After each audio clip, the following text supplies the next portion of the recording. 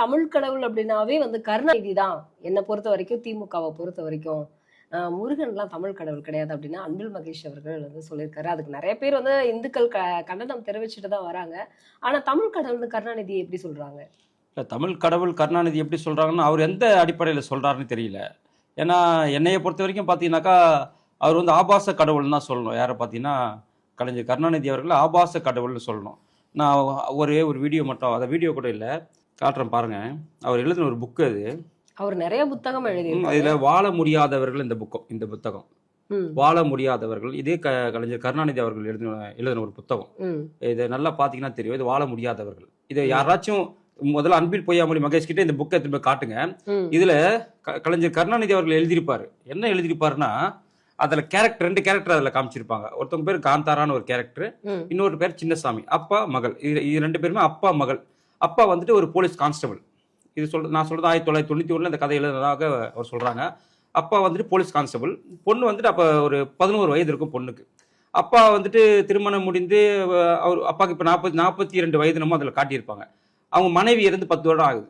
அவங்க மனைவி இருந்து 10 வருடமாக அவர் இன்னொரு கல்யாணம் பண்ணிக்கலாம் ட்ரை பண்றாரு. பட் அவரால் பண்ணிக்க முடியல. ஏன்னா அப்போ இருக்கிற காலகட்டத்தில் அந்த போலீஸ் வேலையில் அந்த அளவுக்கு வருமானம் கிடையாது, கிம்பளமும் பெருசாக கிடையாதுன்னும் போது அவர் சம்பாதிக்கிறது வந்து வயிற்றுக்கும் வாய்க்குமே சரியா போயிருது.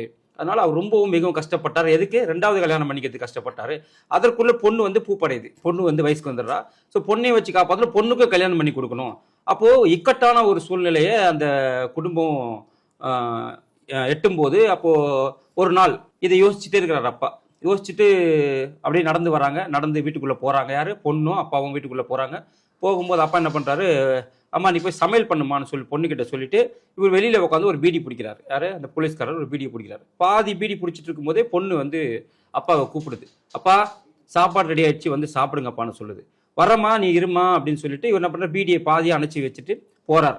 போன உடனே பொண்ணு சமைச்சு வச்சதை சாப்பிட்டுட்டு நீ படுமா அப்படின்னு சொல்லிட்டு திரும்ப வாசப்பட்டில் வந்து உட்காந்து திரும்ப அந்த பாதி பீடியை பிடிக்கிறார்.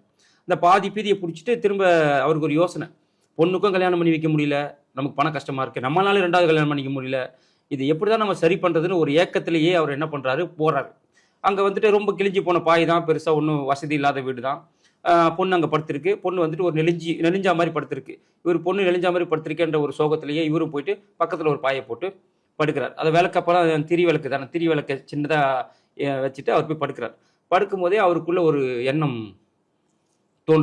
தோணும் போது, என்ன இப்போ இப்படியே நம்ம வாழ்க்கை போயிருமா, இந்த கஷ்டத்திலே நம்ம வாழ்க்கை போயிருமா அப்படின்னு யோசிக்கும் போதே பக்கத்துக்கு படுத்திருக்கிற பொண்ணு மேல அவருக்கு ஒரு ஈர்ப்பு வருதான். அந்த ஈர்ப்பின் மூலமாக அவர் என்ன பண்றாரா, பொண்ணு மேல கையை போடுறாராம். பொண்ணு மேல கையை போட்டு மெதுவாக தடவுகிறாராம். தடவுட உடனே அந்த பொண்ணுக்கு வந்துட்டு ஒரு சங்கடம் ஏற்படுதான். சங்கடம் ஏற்பட்ட உடனே அப்பாவுடைய கையை இறுக்கி பிடிச்சிக்குதான் அந்த பொண்ணும். ஏன்னா அவளும் அதுல என்ன சொல்ல வராரு கருணாநிதி அவர்கள்னா, பெண்ணும் வந்துட்டு அவ ஏக்கத்துல இருந்தா, அப்பாவும் ஏக்கத்துல இருந்தாங்க.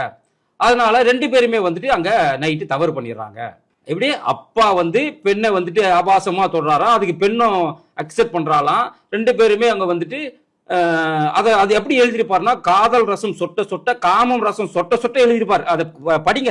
அதாவது திமுக இருக்கக்கூடிய அப்பாக்களும் திமுக இருக்கக்கூடிய மகள்களும் தயவு செஞ்சு இந்த கதையை படிங்க வாங்கி. அதாவது அன்பில் பொய்யாமொழி மகேஷ் படிக்கணும். ஏன்னா அவர் கல்வித்துறை அமைச்சராக இருக்கிறார். இதைத்தான் இன்னைக்கு மாணவர்கள் செய்யணும்னு விரும்புறாங்களா? அப்போ அந்த நைட்டு முடிஞ்ச உடனே காலையில எந்திரிக்கிறாங்களாம். அப்பா வழக்கம் போல உட்காந்து பீடி பிடிச்சிருக்கா. அப்போ பொண்ணு வந்து பார்த்துட்டு அப்பாவை பார்த்துட்டு வெக்கப்பட்டு ஓடுதான். எதனால கதை எழுதிருக்கிறீங்க? இவரை போய் நீ வந்துட்டு தமிழ் கடவுள், தமிழகத்தின் கடவுள், எங்களை பொறுத்தவரைக்கும் இவர் தான் முருகப்பெருமான் நீ சொல்றிய, வெக்கமா இல்ல உனக்கு? நீ எல்லாம் சோறு திங்கிற, வேற ஏதாவது திங்கிற, கேள்வி வருமா வராதா? இப்படி ஒரு ஆபாசமான கதை எழுதுறவரை தமிழகத்தின் தலைவர்னு சொல்றிய, அப்போ தமிழக குடும்பங்கள்லாம் இப்படிதான் நாசமா போகணுமா? ஏன்னா பணம் இல்லைனாக்கா பெத்த பெண்ணையே வந்து கற்பழிப்பியா? நீ கற்பழிப்பு இல்லை, அந்த பொண்ணு சேர்ந்து இவர் கூட இணங்கி பண்ண மாதிரி ஒரு கதை எழுதுறன்னு சொன்னா உன்னுடைய மனதில் எப்பேற்பட்ட ஒரு கேவலமான எண்ணம் ஓடிட்டு இருக்கும். இப்போ அந்த மாதிரியான ஒரு நிலைமை தானே தமிழகத்துல போயிட்டு இருக்கு.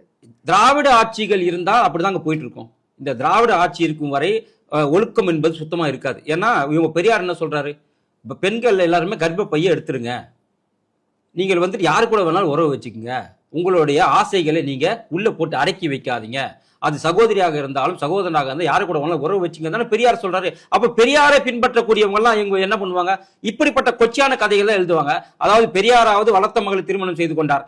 ஆனா இவர் எழுதின கதையில பாத்தீங்கன்னாக்கா பெத்த மகளே இவர் காம இச்சைக்கு ஈடுபடுத்துற ஒரு கதை எழுதிருக்கிறாருன்னு சொன்னா, எந்த அடிப்படையில அன்பில் பொய்யாமொழி அவர்கள் இவரை தமிழின கடவுளாகவும் இவர்தான் எங்களுக்கு முருகப்பெருமானும் சொல்றாருன்னா, என்னையா இது என்ன நடக்குது தமிழ்நாட்டுல, என்ன நடக்குது கொஞ்சம் பின்னாடி போய் பாருங்க. ஏன்னா இப்ப இருக்கிற யங்ஸ்டர்ஸ் எல்லாம் இவர் இப்படிப்பட்ட கதை எழுதினாரா இல்லையான்னு தெரியாது.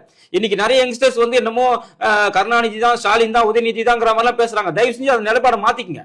இவர் தயவு செஞ்சு இவருடைய பழைய புத்தகத்தெல்லாம் படிங்க. இவர் எழுதின புத்தகங்கள், இவர் எழுதின கட்டுரைகள், இவருடைய ஆபாசமான பேச்சுக்கள், ஆபாசமான காம ரசம் சொட்ட சொட்ட எடுக்கப்பட்ட கதைகள் எல்லாம் தயவு செஞ்சு படிங்க. படிச்சீங்கன்னாக்கா அடுத்த நொடி நீங்க திமுக இருக்க மாட்டீங்க.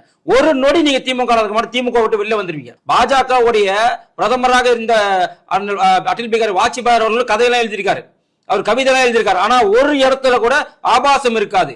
அதுல வந்து வரலாறு இருக்கும், காமெடி இருக்கும். ஆனா இவர் எழுதின எதனா ஒரு விஷயத்துல சொல்லுங்க பார்க்கலாம். இவர் எழுதின அனைத்து கதையிலுமே ஆபாசம் இருக்கு, காமம் இருக்கு.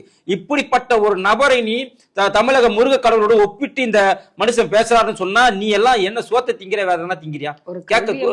ஒரு கல்வி அமைச்சர். அப்ப உங்ககிட்ட மாணவர்கள் என்ன கத்துப்பாங்க? இவர் தான் கடவுளை. ஒரு புக்கை போய் படிங்க, அப்ப மாணவர்கள் காரி துப்புறாங்களா இல்லையான்னு தெரியும்.